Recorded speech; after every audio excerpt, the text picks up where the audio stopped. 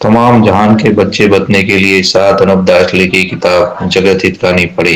यह जगत हित कहानी जिसको श्री अनूपदास प्रिंटिंग प्रेस सावनी एरमपुरा में छाप के प्रसिद्ध किया। तारीख 17 अप्रैल सन 1909 चौशास बुधवार संवत 1965। जय परमेश्वर, जय परमेश्वर। परमात्मा ने नम। हजार हजार शुक्र है उस ज्योति स्वरूप निरंजन निराकार का है कि जिसने जमीन व आसमान को बनाया और तमाम सृष्टि को पैदा किया, परंतु उसकी कारीगरी का भेद किसी पर जाहिर नहीं हुआ कि क्या भेद है। फिर मेरी जुबान से ईश्वर परमात्मा की तारीफ अदा नहीं हो सकती। जय परमेश्वर, जय परमेश्वर। कल 6 पेज तक पढ़ा था, आज 7 से 9 पेज तक 3 पेज पढ़ रहा हो, जिसको जरूर जरूर सुनना। जय परमेश्वर, जय परमेश्वर।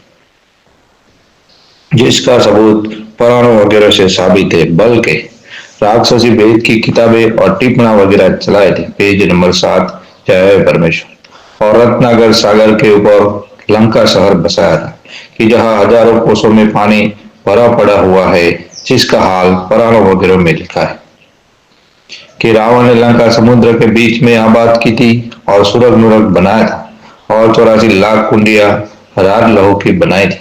सोन कुंडियों के ऊपर रघेश्वरों के नाम, जिसकी वजह से लंका में कोई नहीं जा सकता था। जो कोई लंका में जाने की वास्ते समुद्र की तरफ जाता तो जादू चाले से डुबो देता और लंका के ऊपर किसी को नहीं जाने देता था।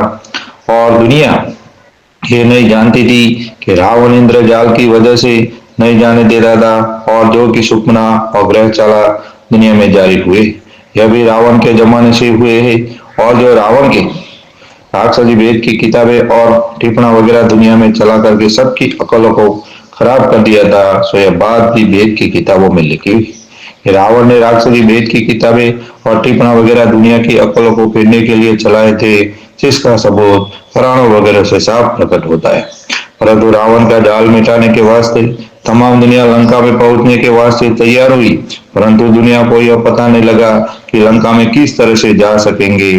फिर कुछ अरसा गुजर जाने के बाद यह तजवीज की कि सृष्टि के तमाम राजा बादशाह और रैयत वगैरह ने एका करके बड़ी भारी फौज बनाई और जो कि राजा रावण के भाई बेटे फौज समेत हिंदुस्तान में रहते थे, उनको पकड़ पकड़ कर पूरा पूरा तंग किया। जब रावण के भाई भविष्य ने की जो रावण का राक्षसी पाप चलाया हुआ था, वो तमाम राजा बादशाहों को और दुनिया वगैरह को भविष्य ने बता दिया।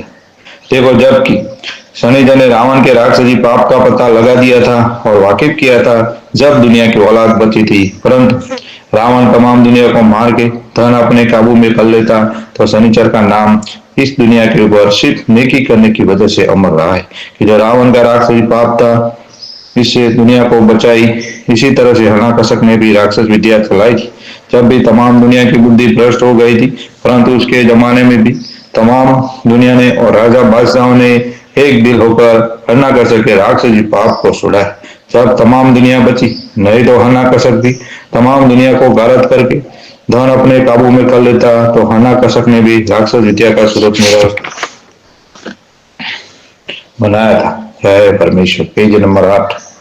और अलावा इसके 84 लाख कुंडिया राज लहू की बनाई थी।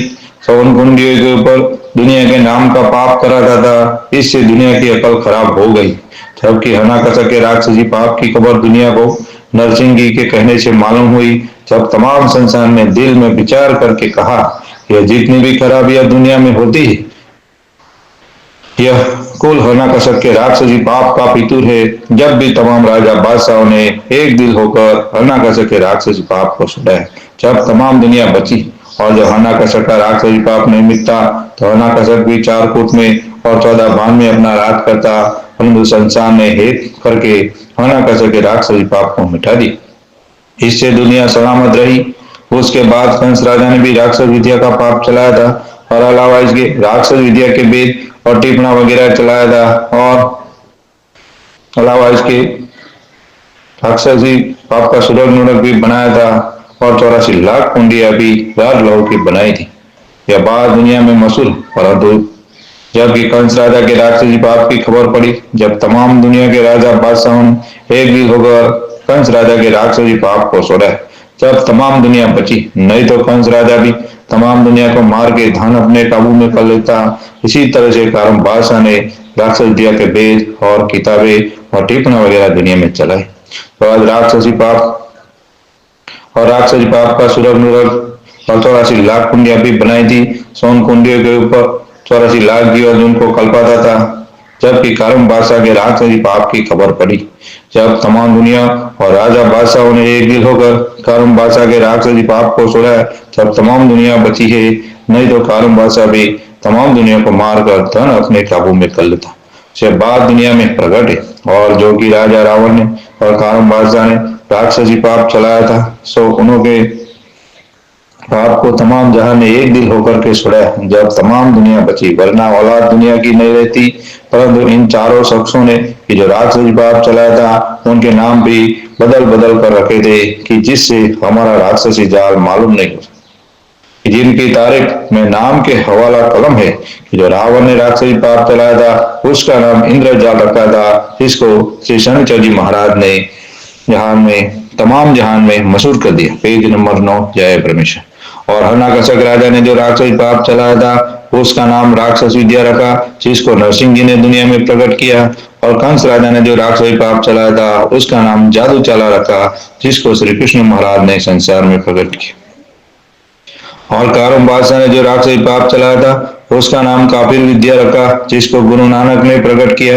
यानी पाप तो वो का वही था, परंतु नाम इस वजह से बदल बदल कर रखे थे कि जो एक नाम से ही पाप मजकूर चलाया जाएगा, जब तो दुनिया समझ जाएगी, फिर हमको कौन पाप करने देगा।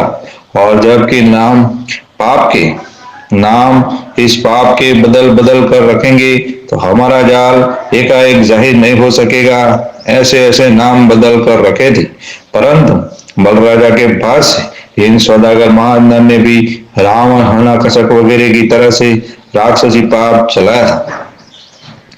चलाया है, परंतु पाप तो वो का वही, लेकिन नाम इन्होंने भी बदल कर रखा है कि जिसको तमाम हिंदू मुसलमान और सब लोग कल्लू काल कहते हैं, सो वो सौदागर महादान के घर का राक्षसी पाप है कि जिस तरह से रावण वगैरह ने चलाया था, उसी तरह पर इन सौदागरन का राक्षसी पाप चल रहा है। और इन सौदागर महादान ने भी रावण की तरह से राक्षसी वेद की किताबें और टिप्पणा वगैरह दुनिया में चलाए कि जो आज दुनिया में चल रहे हैं, यह सब इंद्रजाल है, जिसको हिंदू मुसलमान अंग्रेज और सब सृष्टि देख रही है। और इन सौदागर महादान ने पहले से यह कैसी अकलमंदी की है कि जो अगले जमाने में सती लोग हुए, उनके नाम किताबों में लिख कर जाहिर किए हैं। और ऐसा भी लिखा है कि ऐसा जमाना तंग आवेगा कि जिसके घर में एक शेर काशी होगी, वो दौलतमंद कहलाएगा।